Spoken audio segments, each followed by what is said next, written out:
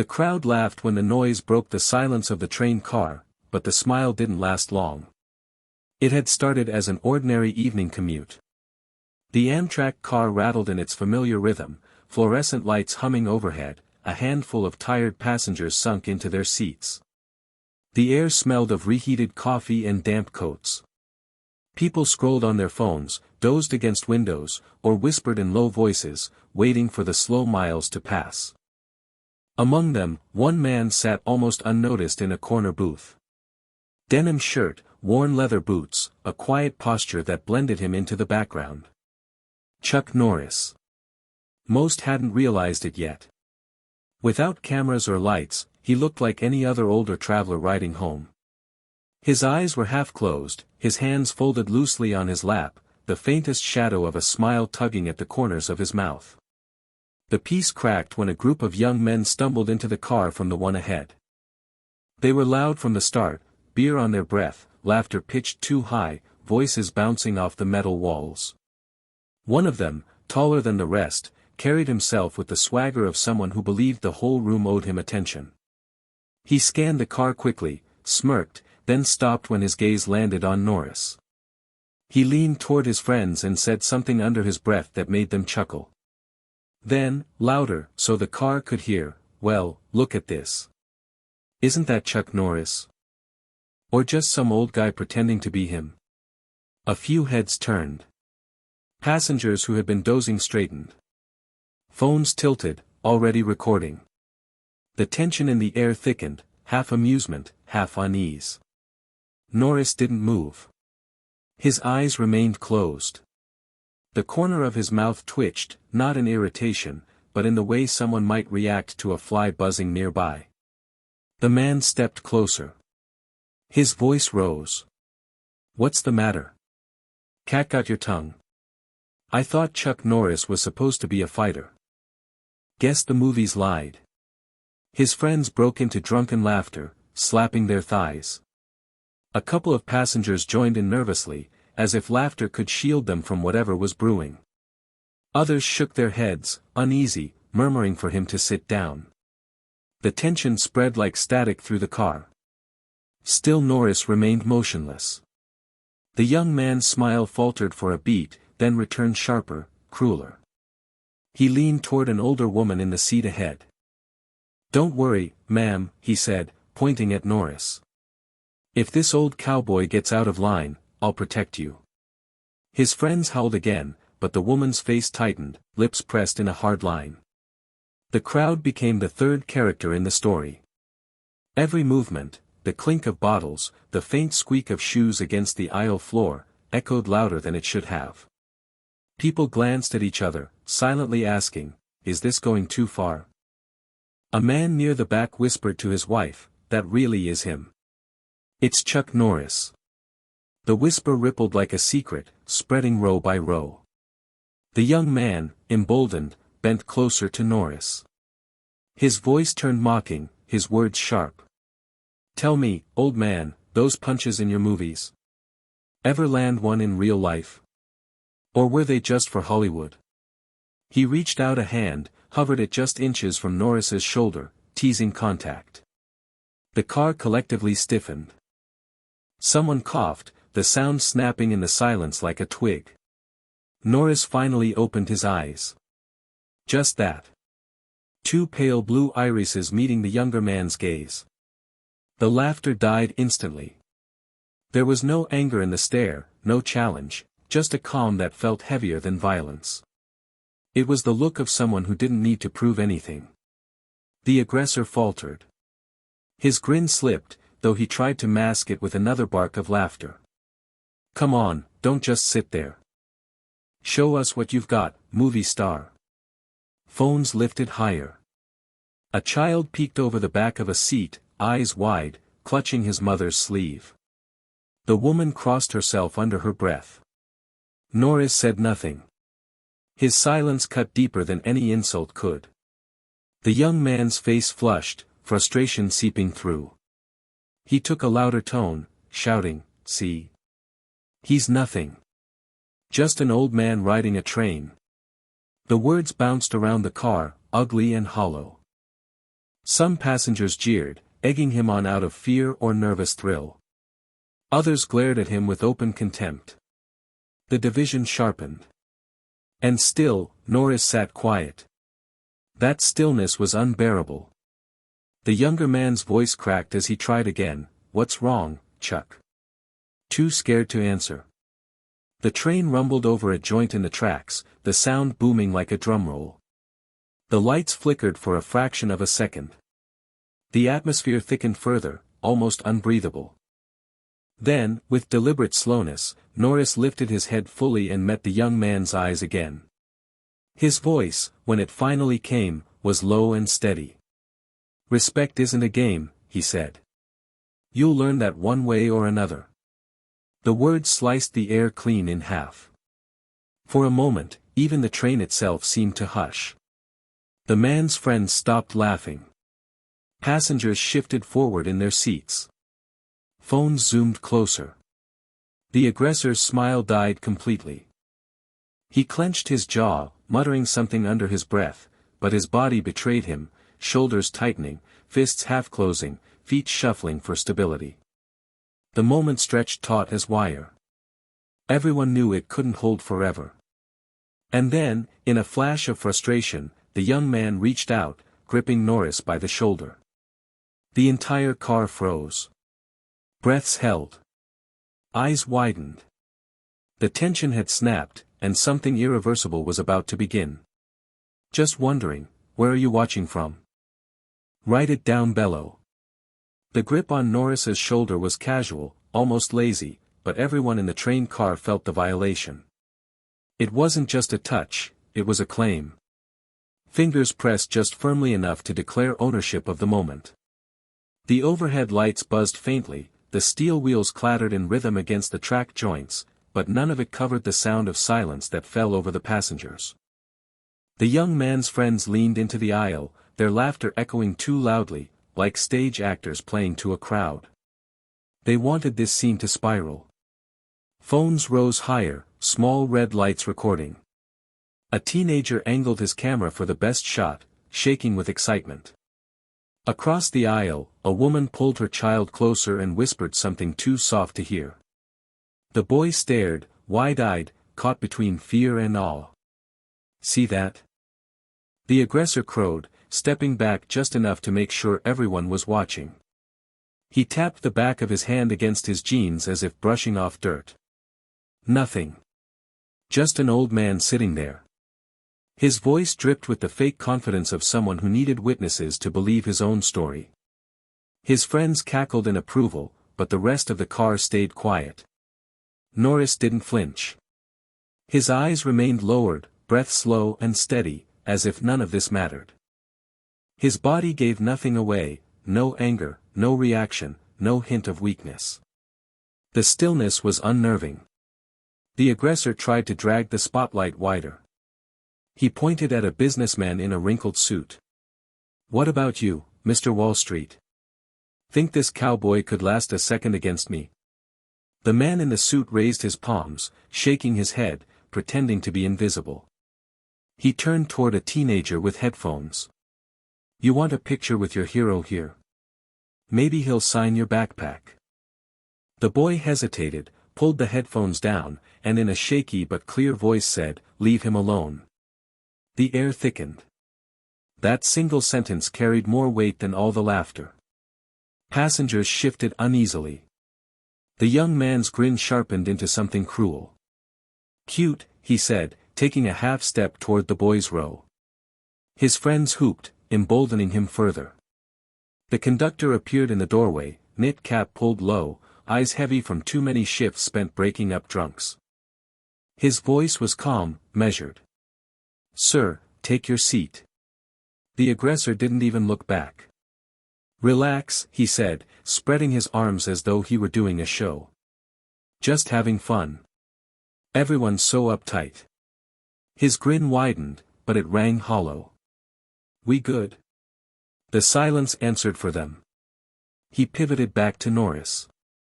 "So, Chuck, tell the kid how it works. Punches that stop an inch from the face, right? Movie magic." He pantomimed throwing a slow-motion punch, making sound effects with his lips. His friends laughed, but it sounded strained now, forced. The rest of the car stayed silent. Norris still didn't react. His quiet was heavier than any insult. He looked out the window at the fields dissolving into night, his expression distant, unreadable. The man's frustration mounted. He leaned in close, breath sour with beer and cologne. You know what the worst part is? You made people think they could fight. Then they meet someone like me. With that, he reached out and flicked the brim of Norris's cap upward with 2 fingers, a schoolyard taunt. Gasps rippled through the car. The conductor stepped forward a pace, stopped, calculating whether he was about to need backup. Last warning, the conductor said, voice firmer now. Hey, if he's really Chuck Norris, the man said loudly, he doesn't need your help. He turned his head toward the other passengers. This is where the myth ends, people. Real life starts here. He puffed out his chest, feeding off the eyes on him. One of his friends filmed from a low angle, hoping to capture the humiliation. And then Norris moved. Slowly, deliberately, he straightened in his seat. No sudden motion, no raised fists. Just a shift in posture, the line from his shoulders to his hips tightening, aligning. His hands remained folded on his lap. The young man's grin wavered. Something primal flickered in his chest, a feeling he didn't want to name. It was the same feeling a stray dog gets when it realizes the quiet figure it barked at isn't moving away. A woman whispered, "Don't," though she wasn't sure to whom. The aggressor spread his arms, forcing bravado. "Come on, Chuck. Hit me. Show the kid a move. Or just sit there and prove you're done." The pause grew unbearable. The silence pressed against everyone's skin. Someone in the back muttered, "All right," under his breath, like he was preparing for impact. Desperate to finish what he had started, the young man grabbed a cup from his friend, took a gulp, and flicked the remaining liquid at Norris's boots. The splash hit, bitter coffee scent filling the air. The crowd winced as one. The conductor's voice cut through, "Sir," sharp now, but ignored. The aggressor leaned forward, pointing at the boy again.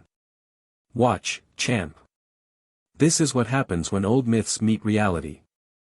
His hand shot out, aiming to shove Norris's shoulder, to mark him, to prove himself to this captive audience. And then Norris looked up. The movement was glacial but undeniable. His eyes, pale and steady, locked onto the younger man's face. No anger. No smirk. Just a cold, unblinking focus that read him completely, weight off balance, breath shallow, bravado cracking. The man froze. His hand hovered inches from the shoulder it was meant to shove. Every ounce of noise drained from the car. Even the train's wheels seemed to hush. Passengers leaned forward without realizing it. The boy's mother missed her son's hoodie as she reached for it, hands trembling. "You don't want this," Norris said. Calm. Flat. A truth, not a threat. The words landed like a hammer on wet stone. The aggressor flinched. But pride, stung and bleeding, pushed him forward. He forced a laugh, brittle and hollow, and dropped his palm toward Norris's shoulder. Every chest in the car tightened. The fluorescent bulbs hummed. Outside, the windows reflected only faces staring back at themselves. The shove began its descent. And in that heartbeat, the entire train car seemed to stop moving. The shove never landed clean. It hovered in the narrow space between intent and regret, caught in air that had turned thick as tar. The train clattered on, wheels beating their rhythm against steel, but inside the car the sound barely reached. Passengers leaned forward, not breathing, watching a moment stretch far longer than it should. Norris's eyes rose, slow and deliberate, until they locked on the younger man. There was no anger in them, no threat, but they carried the quiet weight of a man who'd spent a lifetime learning not to blink first. The gaze froze the younger man's arm halfway through the motion, his palm suspended inches from the shoulder it had meant to shove. He tried to grin, but the corners of his mouth twitched wrong, betraying nerves. Phones tilted higher. The little red recording lights felt almost obscene in their eagerness, capturing a man trapped between bravado and collapse. A boy in a hoodie, clutching the edge of his seat, whispered to his mother, "He's not moving." She hushed him, though her own eyes never left the two men. The aggressor coughed out a laugh. "What's the matter, Chuck? Gonna stare me into the hospital?" His voice cracked on the last word. He tried to mask it by straightening his shoulders, but the sound had already told the truth. Norris didn't reply. He turned his head slightly toward the window, watching his reflection blur into the night beyond, fields rushing past, swallowed by darkness. His face looked older in the glass, the lines deeper, but it was a face comfortable with silence. The younger man pulled his hand back, stuffed it into his pocket like nothing had happened. "See?" he announced too loudly. "He's scared to touch me." A couple of his friends clapped, half-hearted and embarrassed. The rest of the car stayed quiet. That silence pressed harder than any jeer. Even the conductor, edging closer, seemed uncertain whether to intervene. "Sir, return to your seat," he said evenly. The aggressor didn't even glance his way. He needed the crowd. He needed the stage. He leaned closer to Norris, breath thick with beer. "You fooled people. Made them think they could fight. But you're just," his fingers flicked the brim of Norris's cap. Gasps rippled across the car. The act was small, childish even, but it was enough to turn the audience against him. "Don't," a woman said softly from the back. Her voice barely carried, but it was sharp enough to cut through. The man laughed louder, desperate to drown her out. "Come on, Chuck. Say something. Hit me. Show these people the legend still got teeth." He spread his arms like a performer daring the magician's trick. His eyes, though, betrayed the act. They flicked nervously, looking for approval and finding none. And then Norris spoke. Just one word. "Stop." It wasn't loud, but the syllable dropped into the air with the weight of a stone hitting still water. The ripples silenced even the friends with their phones raised. The boy in the hoodie felt the hairs on his arms lift. The conductor stopped mid-step. The younger man blinked hard, unsettled. "Or what?" he asked, but it came out quieter, curiosity slipping beneath his sneer. The mask cracked for half a second. Everyone saw it. "You don't want this," Norris said. Calm. Certain. It wasn't a warning, it was a fact. The car shifted. People looked at each other, sensing something beyond the surface. The aggressor flushed red, cornered by his own pride. He needed to finish this before the silence swallowed him. His hand shot out again, sharper this time, not a shove but a snatch at Norris's collar. The car gasped as one. A can rolled under a seat and rattled, the sound unnervingly loud. Children whimpered.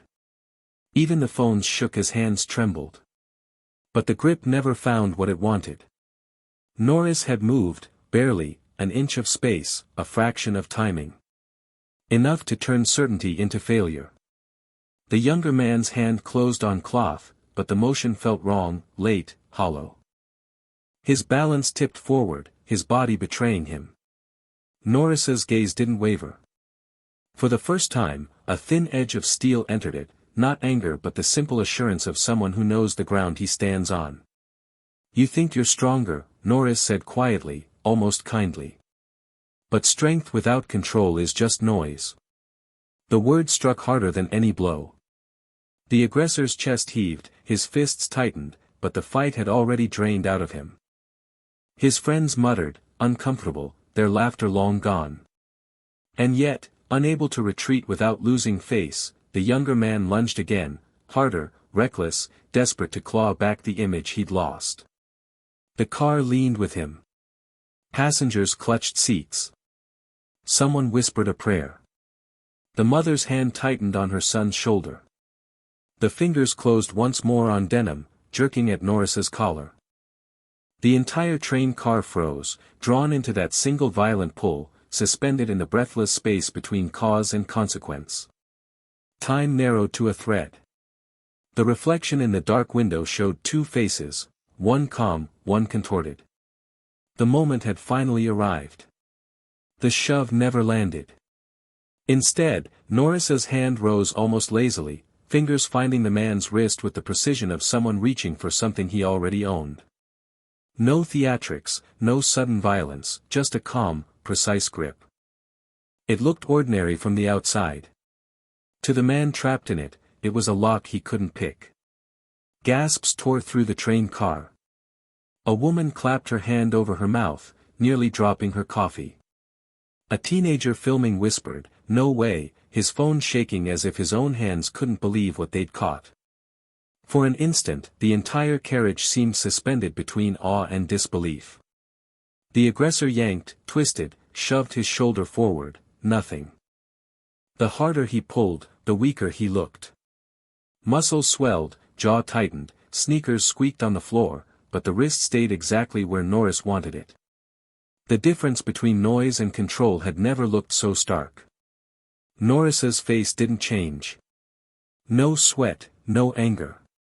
He looked into the man's eyes, not at the arm he held, and spoke low enough that the whole car still heard, "Strength isn't humiliating weaker people. That isn't strength at all." The word struck harder than any punch. Passengers shifted, some nodding without realizing it. A man in a suit muttered, "Amen," under his breath. The mood in the car flipped, the crowd that had been waiting for spectacle now understood they were witnessing something else, a lesson delivered in silence and certainty. The trapped man's friends tried to laugh, but their voices faltered. One of them muttered, "Let him go," but didn't dare move closer. Even the conductor stood still, radio in hand, as if afraid to interrupt the gravity of what had become a public reckoning. The aggressor tried again, desperation creeping in. His arm jerked, his shoulder rolled, but his wrist obeyed Norris, not him. Panic flickered in his eyes, not from pain, but from the terrifying realization that he was no longer in control. The train itself seemed to lean in, the metal groan of the tracks underscoring his failure.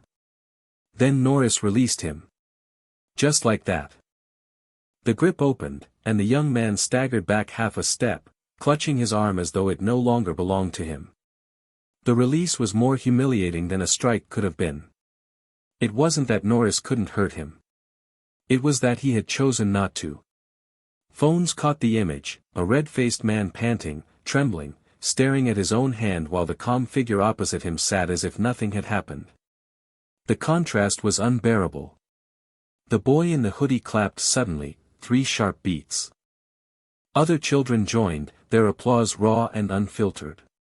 The sound spread, awkward but undeniable, filling the silence. The aggressor's friends shrank into their seats, avoiding the eyes of strangers. Their earlier laughter had evaporated. The swagger they'd arrived with dripped away under the heat of a crowd that now saw them for what they were. The man himself tried to recover, forcing out words, "Relax, I was just," the excuse cracked and died halfway. He swallowed, looking smaller with every second. Someone from the back shouted, he froze, and this time the laughter that followed wasn't cruel, it was aimed squarely at him. Norris didn't smile. He didn't gloat. He simply lowered his hand back to his lap, posture unchanged. His eyes stayed on the man, not accusing, not mocking, just present, offering a truth he couldn't run from.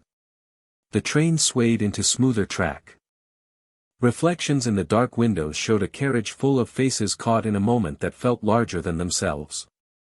Everyone knew, the fight wasn't physical anymore. The decision belonged to the man who had started it. Either he accepted what had just been handed to him, or he tried once more and faced the consequences. The silence that followed wasn't empty. It was heavy, pressing, waiting. A choice hung there like a coin about to fall, one way or the other. The young man rubbed his wrist as if trying to wake it back into loyalty, but the truth was written across his face. It wasn't the wrist that had betrayed him, it was the story. The swagger, the laughter, the illusion of power, all stripped away in front of strangers. He stood there in the aisle, taller than most but suddenly diminished, while the train rattled forward into the dark. Norris didn't press the advantage. He simply let silence do its work. His hand rested calmly on his knee, body language saying the choice belonged to the aggressor now. No threat, no gloating, just a mirror. Decide. The friends who had howled with him minutes earlier couldn't look up. One shoved his phone back into his pocket, though the little red recording light still blinked against the fabric. Another whispered something too soft to hear, his face pale, drained of the courage he'd borrowed from the group. Their laughter had evaporated. A child began clapping again, small, hesitant bursts at first. Another joined. Then a few more. The sound carried oddly in the carriage, not derisive but sincere, the way children applaud when they sense something has shifted toward safety. That honesty stung sharper than ridicule.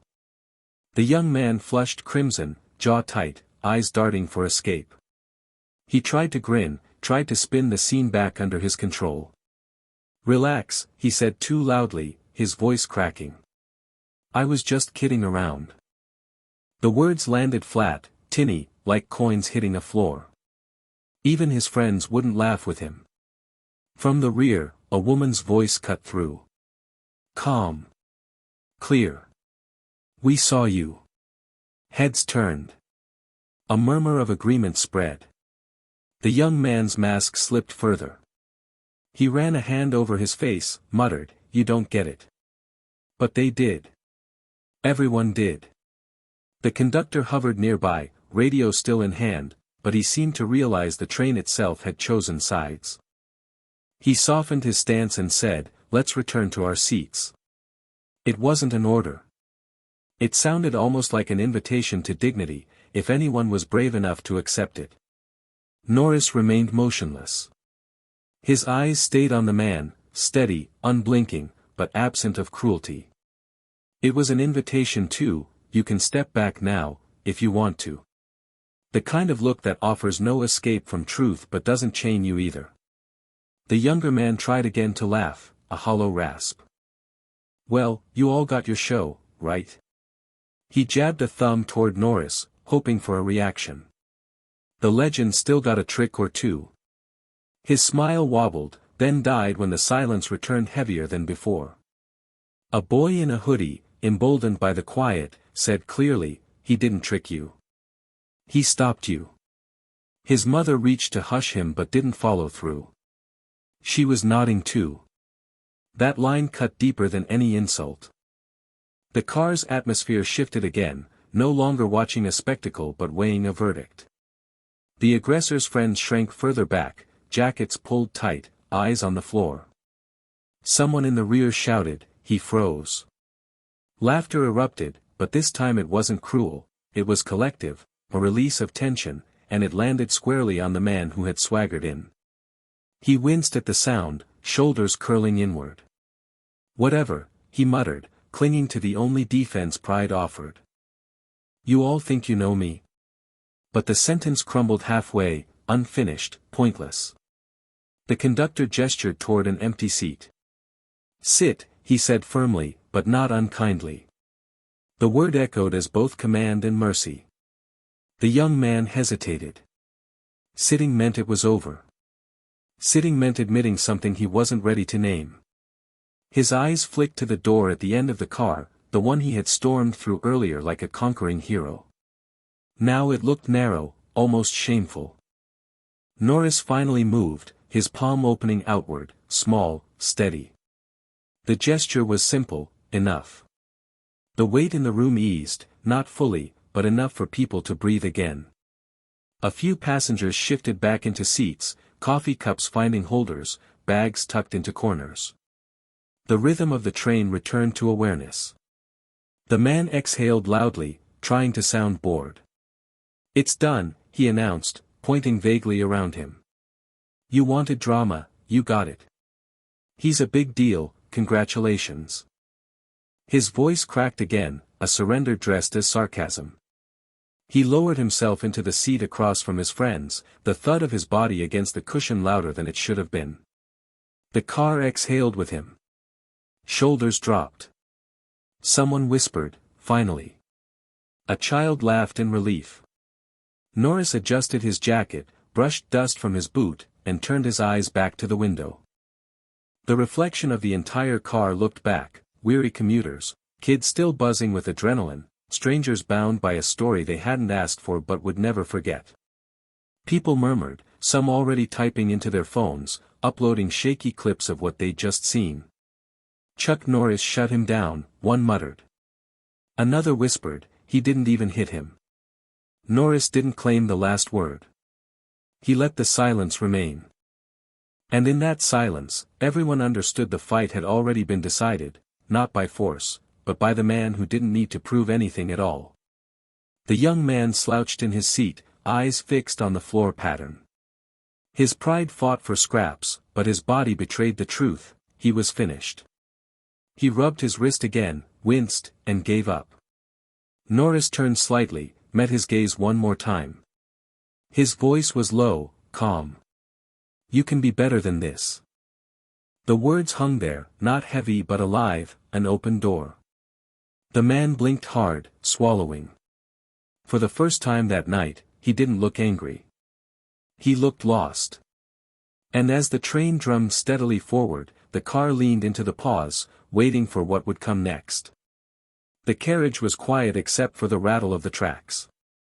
Norris's words still hung there, heavier than the steel rails beneath them: "Real strength is stopping harm without becoming it." The young man who had started it all sat hunched forward, rubbing his wrist as though the grip still burned. His face no longer carried the grin he wore like armor, it looked younger, stripped of its mask. He tried to laugh it off, "I was just joking," but his own voice betrayed him. Nobody laughed with him this time. His friends shifted uncomfortably, staring at the floor. Their earlier cheers had vanished, leaving only silence. A phone in one of their hands was still recording, but the boy's thumb hovered over the screen, uncertain now whether to share what he had captured. Across the aisle, a woman pulled her child closer. The boy whispered, "Is it over?" and she nodded. Around them people sat straighter, waiting to see what came next. The conductor loosened his grip on his radio. The crisis, it seemed, had already passed. The young man cleared his throat. "I was wrong," he muttered. The words were flat, stripped of bravado. He looked at the woman he had scared earlier. "I'm sorry." She gave the smallest of nods. It wasn't forgiveness, not yet, but it was enough. Norris leaned back in his seat, hands resting easily on his knees. He hadn't moved much at all, but his presence filled the car more than shouting ever could. He turned his head, met the young man's eyes for half a second, and said, calm and low, "You can do better." There was no threat in it, no demand, just a fact spoken plainly. And that was somehow harder to resist. The young man looked down again, shoulders slumping. The train rattled on, the sound of metal on metal filling the silence. Gradually, passengers began to move again, adjusting coats, sipping coffee gone cold, whispering to one another. Someone let out a nervous laugh, and a ripple of relief spread. At the next stop, the doors opened with their usual sigh, letting in cold platform air. A few people stepped off, pausing to glance back at the car as though they didn't want to leave the story unfinished. Those who stayed kept sneaking looks at Norris, waiting for him to say more. He didn't. His silence was the closing line. The young man shifted again. This time he spoke louder, enough for half the car to hear. "Ma'am, I really am sorry." His voice cracked. Heads turned. Some nodded quietly, as though acknowledging the effort itself was something. A child in the back asked, too loudly, "Is he a superhero?" His mother shook her head, smoothing his hair.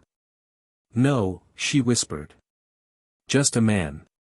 The boy seemed content with that. By now, phones were buzzing with alerts. Clips from the train were already online, spreading fast.